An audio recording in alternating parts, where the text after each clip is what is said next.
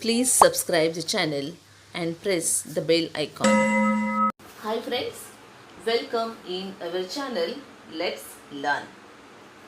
तर friends, last lecture जे होतं आपलं तेही व्हॉइसेसवर होतं आणि त्या लेक्चरमध्ये आपण पाहिलेलं होतं की ॲक्टिव्ह व्हॉइसचे पॅसिव्ह व्हॉइस करताना आपण कोठे आणि कसा बदल करतो.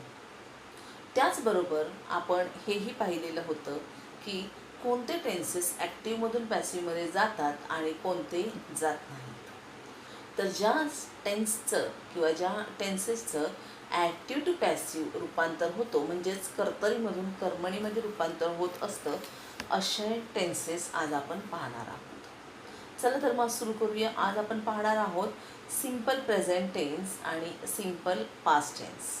ओके, तर या दोन टेन्सेसमधले ॲक्टिव्ह व्हॉइसचे सेंटेन्सेस आपण पॅसिव्ह व्हॉइस कशी करायचे हे पाहणार आहोत. चला तर मग आपण सुरू करूया. परंतु सुरू करण्याआधी विद्यार्थी मित्रांनो, जर तुम्हाला माझे व्हिडिओज आवडत असतील तर प्लीज माझ्या व्हिडिओला लाईक, सबस्क्राईब आणि शेअर करा आणि त्याचबरोबर कमेंट करायलाही विसरू नका. चला तर मग आपण सुरू करूया. सिम्पल प्रेझेंट टेन्स मधली ॲक्टिव्हचे सेंटेन्सेस पॅसिव्ह कशी करायचे. तर पहा, सिम्पल प्रेझेंट टेन्समध्ये नॉर्मली आपलं स्ट्रक्चर कसं असतं सेंटेन्सचं. तर पहा, सेंटेन्समध्ये सुरुवातीला सब्जेक्ट असतो. पहा, आत्ता जे आपण सेंटेन्स पाहणार आहे ती साधी वाक्य म्हणजे डिक्लरेटिव्ह सेंटेन्सेस ज्याच्यामध्ये सब्जेक्टही असतो अशा प्रकारचे सेंटेन्सेस पाहणार आहोत. त्यानंतर आपण इम्पेरेटिव्ह सेंटेन्सेसचंही ॲक्टिव्ह टू पॅसिव्ह कसं करायचं ते पाहणार आहोत. त्याचबरोबर इंट्रोगेटिव्ह सेंटेन्सेसचंही ॲक्टिव्ह टू पॅसिव्ह कसं करायचं हे पाहणार आहोत.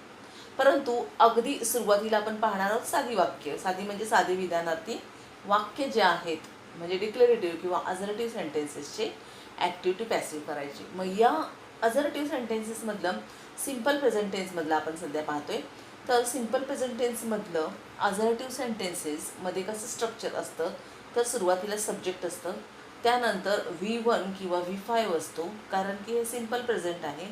इथे सब्जेक्ट जर का सेकंड पर्सनल प्रोनाऊन किंवा फर्स्ट पर्सनल प्रोनाऊन किंवा थर्ड पर्सनल सिंग्युलर प्रोनाऊन, लक्षात घ्या, प्रथम पुरुषवाचक सर्वनाम, द्वितीय पुरुषवाचक सर्वनाम किंवा तृतीय पुरुषवाचक सर्वनाम अनेक वचने हे जर का असतील तर इथे आपण काय करणार आहे, V1 लावणार आहे.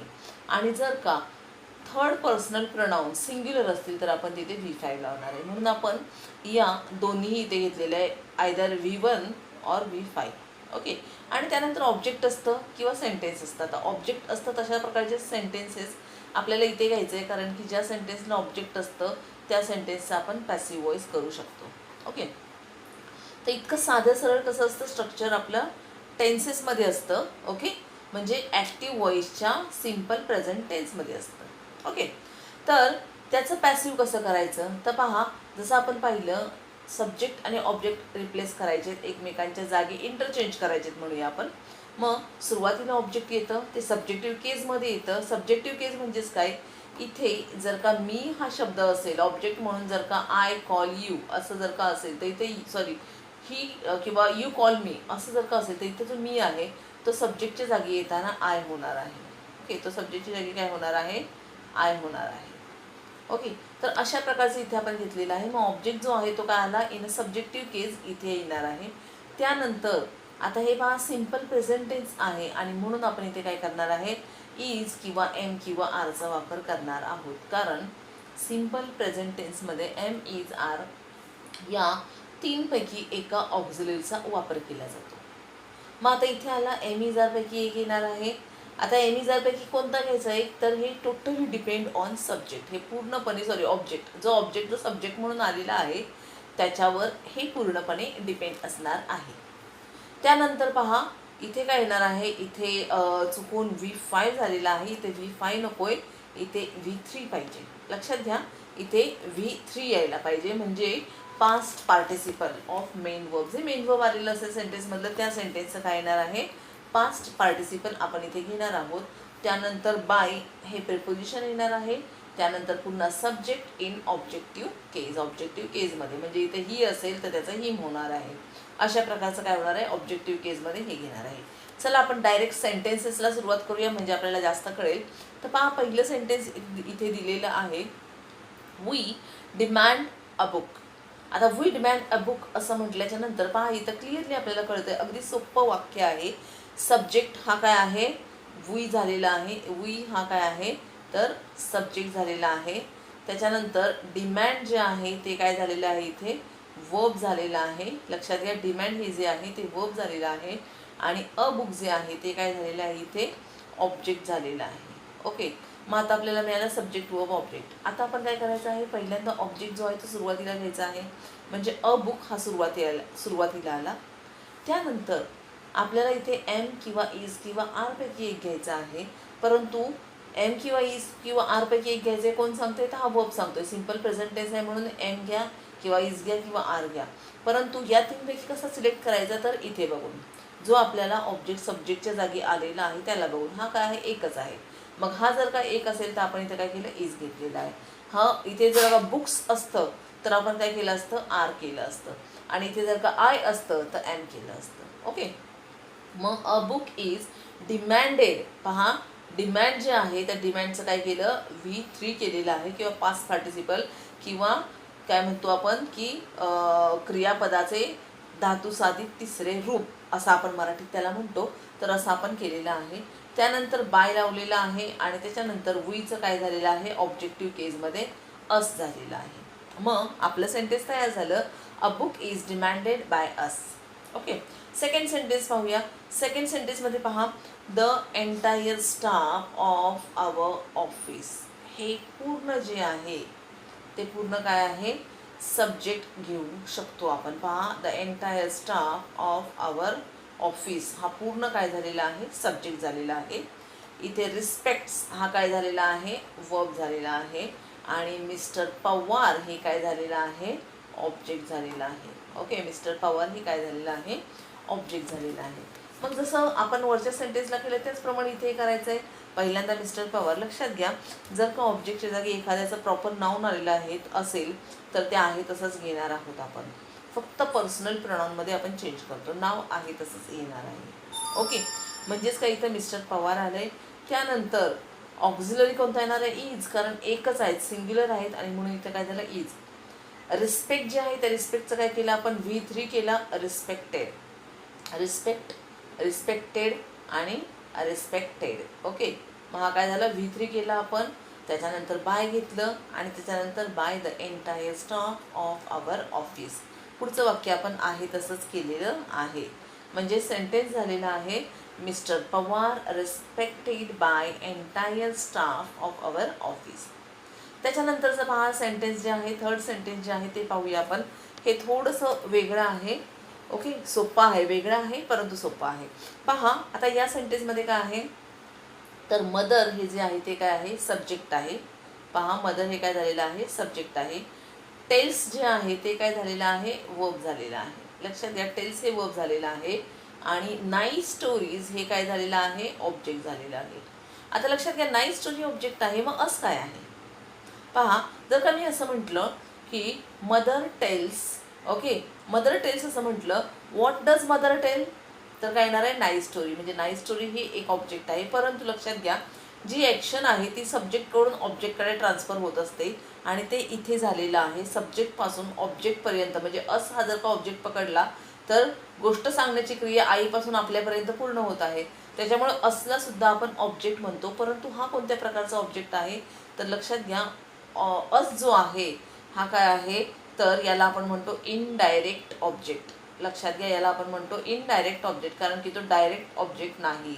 तर असा काय झालेला आहे इनडायरेक्ट ऑब्जेक्ट. आणि स्टोरी जे आहे ते काय आहे डायरेक्ट ऑब्जेक्ट, कारण की डायरेक्ट व्हॉट हा प्रश्न विचारून ते येतं आणि म्हणून याला आपण म्हणतो डायरेक्ट ऑब्जेक्ट. ओके, म्हणजे लक्षात घ्या जे ऑब्जेक्ट पर्सनल प्रोनाउन असतात, मी असेल यू असेल ओके देम असेल, अशा प्रकारचे जे आहेत, जसं आय कॉल यू मग यू झालेला आहे. ओके, आय टोल्ड देम असं झालेलं आहे, मग देम झालेलं आहे किंवा अस झालेलं आहे. हे सर्व काय आहेत ती पर्सनशी रिलेटेड असे ऑब्जेक्ट आहेत. आणि जे पर्सनशी रिलेटेड ऑब्जेक्ट असतात म्हणजे वर्बच्या नंतर येतात परंतु पर्सनल प्रोनाउन असतात असं सोप्या भाषेत आपण म्हणू शकतो. जे वर्बच्या नंतर येतात परंतु पर्सनल प्रोनाउन असतात त्यांना आपण म्हणू शकतो इनडायरेक्ट ऑब्जेक्ट, आणि जे डायरेक्ट थिंगशी रिलेटेड असतात त्यांना आपण म्हणू शकतो डायरेक्ट ऑब्जेक्ट. ओके, मग काय करायचं, असे दोन्हीही जर का आले, डायरेक्ट आणि इनडायरेक्ट ऑब्जेक्ट असे दोन्हीही जर का ऑब्जेक्ट आले तर काय करायचं, तर लक्षात घ्या दोन्हीही ऑब्जेक्ट घेऊन आपण 2 सेंटेन्सेस याचे फॉर्म करू शकतो. ओके, मग आपण सर्वात पहिल्यांदा पाहूया नाईस स्टोरीज हे ऑब्जेक्ट घेऊन. तर पहा, सुरुवातीला ऑब्जेक्ट घेतला आपण नाईस स्टोरीज, त्याच्यानंतर नाईस स्टोरीज पुन्हा सिंपल प्रेझेंट टेन्स आहे म्हणून एम इज आर, हे फ्लुरल आहे म्हणून इथे काय घेतलं, आर घेतलेलं आहे आपण. Okay, nice stories are. टेलचं काय झालं, V3 told. Nice stories are told. इथे फक्त लक्षात घ्या, ज्या वेळेस आपण डायरेक्ट ऑब्जेक्ट ज्यावेळेस घेऊन आपण वाक्याची सुरुवात करत असतो पॅसिव्ह व्हॉइसमधल्या, त्यावेळेस इनडायरेक्ट ऑब्जेक्टला जोडण्यासाठी आपल्याला टू या प्रिपोजिशनचा वापर करावा लागतो. इथे लक्षात, जेव्हा पुन्हा एकदा सांगते लक्षात घ्या, जेव्हा आपण डायरेक्ट ऑब्जेक्टपासून पॅसिव्ह व्हॉइसची सुरुवात करत असतो त्यावेळेस इनडायरेक्ट ऑब्जेक्टला जोडण्यासाठी आपल्याला टू या प्रिपोजिशनचा वापर करावा लागतो. त्यामुळे इथे वाक्य असं झालं आहे, nice stories are told to us by mother. बाकीचं तर तुमच्या लक्षात आलंच असेल, बाय मदर झालेलं आहे हे पुढचं. ओके, त्याच्यानंतर आपण पुन्हा इथे अस घेऊन सुद्धा करू शकतो, परंतु अस जो आहे तो ऑब्जेक्टिव्ह केसमध्ये आहे, तो इथे काय येणार आहे, सब्जेक्टिव्ह केसमध्ये येणार आहे वी. ओके, मग वी पुन्हा वी फ्लुरल आहे म्हणून इथे काय घेतलंय, वी आर. लक्षात घ्या, इथे वीच्या ऐवजी असं असतं मदर टेल्स मी, तर इथं आय एम असं झालं असतं. ओके, लक्षात घ्या, मदर टेल्स मी असं जर का असतं तर इथं आय एम केलं असतं, कारण मी म्हणजे काय झालं असतं आय, आणि मग आयच्या बरोबर एम आला असता. परंतु इथे असं आहे म्हणजे वी झालं, आणि त्या वीच्या पुढे फ्लुरलसाठी आपण आर वापरतो. पुढचं वाक्य तसंच पहा, we are told nice stories by mother. बाकीच्या वाक्यामध्ये काहीही चेंज झालेला नाही. ओके, ठीक आहे, आपण पुढचं सेंटेन्स पाहूया. फोर्थ वन सेंटेन्स आहे, we object to this proposal. लक्षात घ्या, इथे आणखीन थोडासा एक बदल आहे. काय बदल आहे, तर हिअर वर्ब काय आहे, म्हणजे वर्बच्या नंतर काय झालेलं आहे, प्रिपोजिशन आलेलं आहे. लक्षात घ्या, वर्ब आणि प्रिपोजिशन हे एकत्र आलेले आहेत. मग जर का असं सेंटेन्स जर का एकत्र आलं, ऑब्जेक्ट आणि त्याच्याबरोबर टू असं जर का आलेलं असेल, पहा हे ऑब्जेक्ट जे आहे, हे ऑब्जेक्ट काय आहे, वर्ब आहे, म्हणजेच कोणतं, ट्रान्झिटिव्ह वर्ब आहे. आणि ट्रान्झिटिव्ह वर्बच्या नंतर जर का प्रिपोजिशन आलेलं असेल तर आपण ते तसंच घेऊन पॅसिव्ह करू शकतो, म्हणजे काहीही बदल करायचा नाही आहे. लक्षात घ्या, काही विचार करायचा नाही, टू आलाय तरी पण आहे तसाच घ्यायचं, जसं ऑब्जेक्टला तुम्ही घेतलं असतं ना त्याचप्रमाणे ते ऑब्जेक्ट टूला एकत्र घ्यायचं आहे. पहा, काही कठीण नाही आहे. तर धिस प्रपोजल जे आहे ते धिस प्रपोजल आहे तसं सुरुवातीला घ्यायचं आहे आपण, धिस प्रपोजल हे काय झालं, ऑब्जेक्ट जे आहे ते सुरुवातीला आलं. आता इथं सिंपल प्रेझेंट टेन्स आहे आणि एकच प्रपोजल आहे म्हणून is. This proposal is objected to. Okay, objected to by us. बाकीचं वाक्य आहे असंच, काहीही त्याच्यामध्ये चेंजेस करायचे नाहीत. ओके, त्याच्यानंतर आपण फिफ्थ सेंटेन्स पाहूया. पहा, फिफ्थ सेंटेन्स जे आहे त्याच्यामध्ये काय सांगितलेलं आहे, द टीचर. पहा या सेंटेन्समध्ये काय आहे, the teacher gave them proper guidance. आता याच्यामध्ये पहा, टीचर गेव ओके, हे सिंपल पास्टचं सेंटेन्स झालेलं आहे. ठीक आहे, आपण इथे सिंपल प्रेझेंटचं करूया, कारण आपण सिंपल प्रेझेंटचं सेंटेन्स बघतोय, त्याच्यामुळे आपण याला सिंपल प्रेझेंटचं सेंटेन्स करूया. The teacher gives. पहा इथं द टीचर गिव्स. ओके, ठीक आहे, सिंपल प्रेझेंट टेन्स आहे, आपण सिंपल प्रेझेंट टेन्समध्ये चेंज केलेला आहे सेंटेन्स. पहा आता, द टीचर.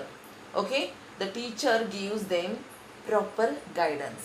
पहा आता ह्या सेंटेन्समध्ये काय होणार आहे, तर इथे गिव्स वर्ब आहे, टीचर सब्जेक्ट आहे, देम हे ऑब्जेक्ट आहे. ओके, आणि प्रॉपर गायडन्स सुद्धा काय आहे, ऑब्जेक्ट आहे. ओके, तर लक्षात घ्या, इथे थोडासा बदल आहे, आन्सरमध्ये सुद्धा एक थोडासा बदल आहे, कारण इथे आपलं काय होतं, तर गेव होतं आणि गेव होतं म्हणून इथे वॉज घेतलेलं होतं. ओके, तर आपण पाहूया ते सेंटेन्स आधी आपण करेक्ट करून घेऊया, कारण हे नको, पाहूया. मग काय येणार आहे इथं, प्रॉपर गायडन्स इज, आणि त्याच्यानंतर पुढचं काय आहे, दे वर आहे, तर काय होणार आहे, दे आर. ओके, तर चला आता आपण सुरू करूया. सॉरी, थोड्याशा ह्याच्याबद्दल पाहूया आपण sentence. Proper guidance is given to them by the teacher. पहा, प्रॉपर गायडन्स जे आहे ते आधी घेऊन बघूया, म्हणजे डायरेक्ट ऑब्जेक्टला सुरुवातीला घेऊया आपण. ठीक आहे, डायरेक्ट ऑब्जेक्ट घेतलेला आहे प्रॉपर गायडन्स. ओके, त्याच्यानंतर प्रॉपर गायडन्ससाठी काय आलं, सिंग्युलर आहे, सिम्पल प्रेझेंट टेन्स आहे म्हणून इज हे ऑक्झिलरी आलं. गिव्हचं काय झालेलं आहे, गिवन हे V3 झालेलं आहे. त्याच्यानंतर आपण मगाशीच पाहिलेलं होतं की जर का डायरेक्ट ऑब्जेक्ट घेऊन सुरुवात करत असेल तर इनडायरेक्ट ऑब्जेक्टला जोडण्यासाठी इथे आपण टूचा वापर करतो. मग टू देम घेतलं आणि बाय द टीचर. त्याचबरोबर इनडायरेक्ट ऑब्जेक्ट म्हणजे देम घेऊन करू शकतो आपण, म्हणजे दे आर. पहा, दे फ्लुरल आहे म्हणून आर.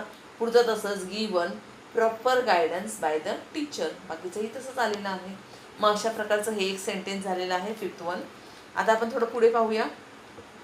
सिम्पल पास्ट टेन्सचे सेंटेन्सेस पाहूया आपण. सिम्पल पास्ट टेन्समध्ये कशा प्रकारचं स्ट्रक्चर असतं पाहूया आपण. तर सिम्पल पास्ट टेन्स जर का असेल तर त्याच्यामध्ये सब्जेक्ट असतो, V2 असतो म्हणजे पास्ट टेन्स फॉर्म असतो वर्बचा, आणि ऑब्जेक्ट असतं. ओके, तर अशा प्रकारचं जर का ॲक्टिव्हचं सेंटेन्स असेल तर ते पॅसिव्हमध्ये करताना काय करायचं आहे, तर सुरुवातीला ऑब्जेक्ट घ्यायचा आहे, त्याच्यानंतर वॉज किंवा वेअर. पहा, बदल काहीच नाही आहे. जसं सिम्पल प्रेझेंट टेन्समध्ये आपण एम इज आर होतं, तसं इथं एम इज आरच्या जागी फक्त वॉज किंवा वेअर, कारण की हे सिम्पल पास्ट टेन्स आहे. ओके, पुढचं V3 आहे, बाय आहे आणि सब्जेक्ट इन ऑब्जेक्टिव्ह केस. ठीक आहे, फर्स्ट सेंटेन्स आपण पाहूया. We provided free service to all. अशा प्रकारचं सेंटेन्स आहे. याच्यामधला ऑब्जेक्ट काय आहे, फ्री सर्व्हिस हा ऑब्जेक्ट आहे. टू ऑल हे काय आहे, हे एक प्रकारचं काय आहे, एक्स्ट्रा आलेलं सेंटेन्स आहे. ओके, ठीक आहे.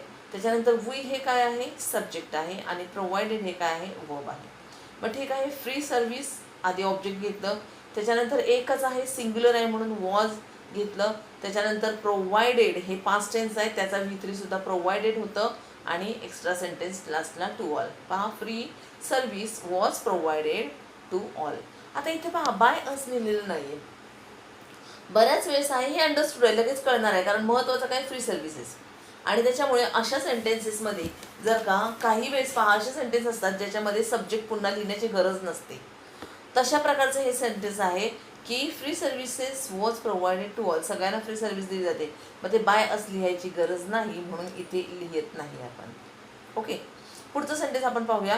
ही presented his secretary a laptop. पहा, इथे पुन्हा काय झालं आहे, डबल ऑब्जेक्ट झालेला आहे. मग डबल ऑब्जेक्ट म्हणजेच काय, एक आहे डायरेक्ट ऑब्जेक्ट आणि एक आहे इनडायरेक्ट. लक्षात घ्या, हा डायरेक्ट ऑब्जेक्ट आहे आणि हा इनडायरेक्ट ऑब्जेक्ट आहे. ओके, मी त्याच्याखाली अंडरलाईन करताना इथे डायरेक्ट बोलले, परंतु डायरेक्ट म्हणजेच काय, रिलेटेड टू थिंग.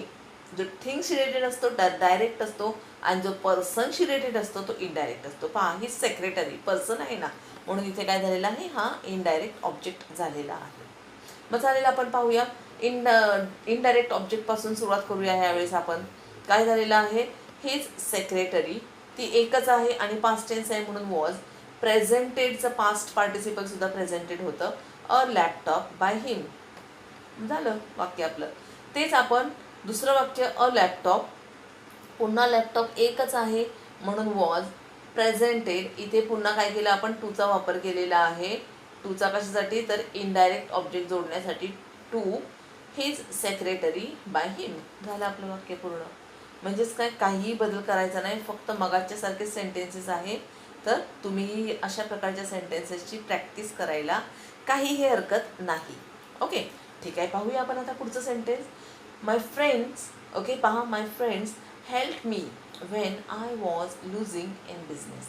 पहा, आता इथे जर का थोडंसं कन्फ्युजन आपल्याला पुन्हा होतं, अरे हे काय आलेलं आहे, when I was losing in business. लक्षात घ्या, हे एक्स्ट्रा सेंटेन्स आलेलं आहे, याचं आपल्याला काहीही करायचं नाही. तुम्ही जर का पाहिला आन्सर, तर हे जे सेंटेन्स आहे, when I was losing in business, हे जशास तसं वाक्य घेतलेलं आहे, त्याच्यामध्ये आपण काहीही चेंज केलेला नाही. ओके, तर ठीक आहे. पाहूया आपण आता इथे सेंटेन्स म्हणजे ॲक्टिव्हमधलं सेंटेन्स पाहूया. माय फ्रेंड्स सब्जेक्ट आहे, हेल्प वर्ब आहे, आणि मी हे काय आहे, ऑब्जेक्ट आहे. मग इथे काय झालं, ऑब्जेक्ट काय झालं, इथे आलेलं आहे ॲज अ, म्हणजे ऑब्जेक्ट जे आहे ते सब्जेक्टिव्ह केसमध्ये आलेलं आहे. मीचं काय झालेलं आहे, आय. आय सिंग्युलर आहे, पास्ट टेन्स आहे म्हणून वॉज. हेल्पचा पास्ट पार्टिसिपल हेल्प्ड, आणि त्याच्यानंतर मग बाय माय फ्रेंड्स, आणि पुढचं वाक्य आहे असंच लिहायचं आहे, काहीही घाबरायचं नाही. थोडंसं वेगळं सेंटेन्स आलं तरी देखील घाबरायची गरज नाही, पुढचं आपण तसंच करणार आहोत. ओके, ठीक आहे. पुढे आपण पाहूया फोर्थ सेंटेन्स पाहूया. तर पहा, फोर्थ सेंटेन्स जे आहे ते काय आहे, द टीचर टॉट difficult sums in the class. आता हे सेंटेन्स आहे, याचा आपल्याला पॅसिव्ह वॉइस करायचा आहे. याच्यामधलं पहा, द टीचर काय आहे, सब्जेक्ट आहे, टॉट हे पास्ट टेन्समधलं वर्ब आहे आणि डिफिकल्ट सम्स हे काय आहे, ऑब्जेक्ट आहे. इन द क्लास हे एक्स्ट्रा सेंटेन्स आहे. ओके, मग ठीक आहे, आपण पाहूया. तर आधी ऑब्जेक्ट घ्यायचा आहे आपल्याला, तर डिफिकल्ट सम्स आधी आलं, ऑब्जेक्ट डिफिकल्ट सम्स. मग हा काय आहे, अनेक आहेत. पहा, डिफिकल्ट सम असतं तर इथे वॉज आला असतं, परंतु इथे डिफिकल्ट सम्स आहे. मग डिफिकल्ट सम्स असल्यामुळे काय झालं, वर आलं. ओके, वर म्हणा किंवा वेअर म्हणा. ओके, मग डिफिकल्ट सम्स वर, टीच, टॉट, टॉट पास्ट पार्टिसिपल सुद्धा याचा काय होतो, टॉट होतो. आणि त्याच्यामुळे इथे काय झालेलं आहे, difficult sums were taught in the class. इथेही मी बाय टीचर लिहिलेलं नाही. का लिहिलेलं नाहीये, कारण अगदी अंडरस्टूड आहे. पहा, इन द क्लास, क्लासमध्ये कोण शिकवणार आहे डिफिकल्ट सम्स, टीचर, म्हणून बाय द टीचर लिहायची काहीही गरज नाही. ओके, तर हे सेंटेन्स जे आहे ते आपल्याला परीक्षेला आलेलं होतं, परंतु पॅसिव्हमधलं सेंटेन्स आलेलं होतं ते ॲक्टिव्ह करायचं होतं आपल्याला. ओके, तर ठीक आहे, पुढचं आपण पाहूया. फिफ्थ वन सेंटेन्स आलेलं होतं, राज्यसेवा मेन्सला आलेलं आहे. हा राज्यसेवा मेन्सला हा क्वेश्चन आलेला होता. काय केलेलं होतं, तर हे जे पॅसिव्हमधलं सेंटेन्स आहे ते दिलेलं होतं आणि ॲक्टिव्ह सेंटेन्स ओळखायचं होतं. 4 ऑप्शन्स तुम्हाला दिलेले होते. ओके, त्या 4पैकी एक ऑप्शन्स तुम्हाला निवडायचं होतं. ठीक आहे, आपण आता पाहूया फिफ्थ वन सेंटेन्स. काय आहे fifth one, no one ever defeated me in a debate competition. आता हे पाहिजे थोडंसं वेगळं सेंटेन्स आहे. पहा, नो वन म्हटलेलं आहे म्हणजे कोणीही, एव्हर डिफिटेड मी म्हणजे कधीही मला हरवलेलं नव्हतं. ओके, पहा, ते हरवलेलं नव्हतं म्हणते, एव्हर आहे म्हणजे की नो वन एव्हर, कोणीही कधीही. मग त्याच्यामुळे इथे पहा अशा प्रकारचं वाक्य आहे. पहा, आणि पुढचं काय आहे, डिफिटेड मी, मी हे काय आहे, ऑब्जेक्ट आहे. लक्षात घ्या, मी हे काय आहे, ऑब्जेक्ट आहे. डिफिटेड हे काय आहे, वर्ब आहे. आणि नो वन हे काय आहे, सब्जेक्ट आहे. तर लक्षात घ्या. आणि इन अ डिबेट कॉम्पिटिशन हे एक्स्ट्रा सेंटेन्स आहे. सुरुवातीपासून आपण पाहूया. इथं मी जे आहे त्याचं काय होणार आहे, आय, सब्जेक्टिव्ह केसमध्ये आय, पास्ट टेन्स आहे, सिंग्युलर आहे म्हणून वॉज. ओके, आता नो वन पहा, आय वॉज नेव्हर काय केलेलं आहे इथं, एव्हरचं फक्त मी काय केलेलं आहे, नेव्हर, कारण नो वन म्हणजे निगेटिव्ह सेन्स देतोय आणि तो निगेटिव्ह सेन्स, आणि पुन्हा नो वन आपण घेऊ शकत नाही, बाय नो वन वगैरे घ्यायचं नाही आहे आपल्याला. आणि म्हणून इथे पहा थोडंसं वेगळ्या प्रकारे सेंटेन्स केलेलं आहे. I was never defeated in a debate competition. Okay, I was never defeated in a debate competition. पहा, इथे थोडीशी स्पेलिंग मिस्टेक झालेली आहे. काय आहे, डिबेटेड झालेलं आहे. ओके, ठीक आहे. ओके, डिबेट कॉम्पिटिशन झालेलं आहे आपलं सेंटेन्स. म्हणजे पहा किती सिम्पल आहे. जरी थोडंसं वेगळं सेंटेन्स दिसलं तरी घाबरून जायची काहीही गरज नाही आहे. ओके, तर अशा प्रकारचे सेंटेन्सेस काही वेगळे सर्च करायचे आहेत आणि त्याच्यात सॉल्व करायचा प्रयत्न करायचा आहे. आणि जर काय अडलं तर प्लीज मला कमेंट करून सांगा. नक्कीच तुमच्या कमेंटला मी आन्सर लवकरात लवकर देईल. तर माझ्या व्हिडिओला शेअर करायला विसरू नका. त्याचबरोबर सबस्क्राईबही करा. पुढचं लेक्चर आपण लवकरच घेऊयात. पुढचं लेक्चर असणार आहे सिम्पल फ्युचर टेन्सवरचं ॲक्टिव्ह व्हॉईसचं पॅसिव्ह व्हॉईस कसं करायचं याचं. तर तेही आपण लवकरच भेटूया पुन्हा. तोपर्यंत take care, be safe, bye.